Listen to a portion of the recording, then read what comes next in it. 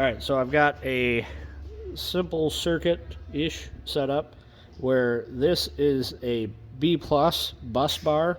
We can imagine this is a trailer or a piece of equipment. This is B plus bus bar. This is the B minus or the negative bus bar that goes to ground. So this wire is a direct path to ground on the power supply. This wire is a direct path to the power on the power supply to here. So we got 13.5 volts, and we're measuring that with this lead here. So we can measure here, we have 0 volts. Here we have 13.5 volts.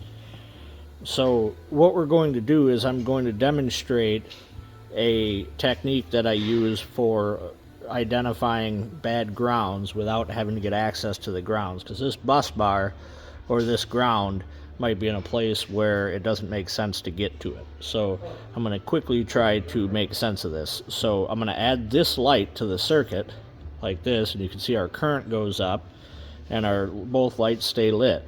But what happens if we have a high resistance point or a bad ground? So we're going to simulate that with this other test light over here.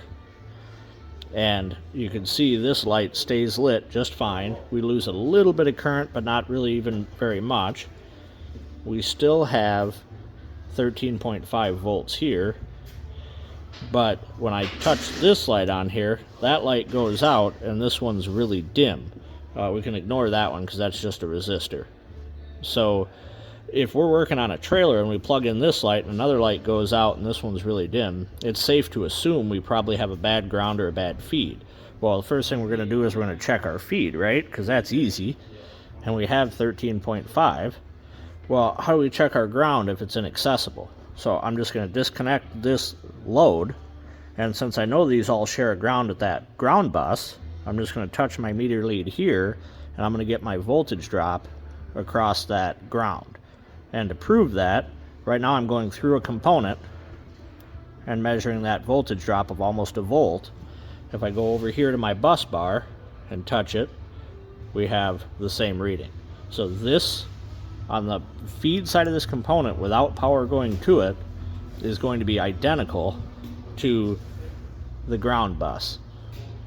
And that's how I find a lot of faulty grounds, by using a component that has a shared ground to the component that's not working and disconnecting it from power, and then checking, because this has a direct path to ground and with no current flowing, it's going to be exactly the same here as it is here. So I hope that makes sense. Maybe I'll spend more time on this in the future, but that's how we got there. And that elevated voltage is because of the high resistance point in this resistor or bulb here. So we're simulating like a rusty, crusty ground or a corroded connection, and that's where we're getting our voltage drop across there. So I hope this helps. If you have any questions, feel free to comment, and I will do my best to address them.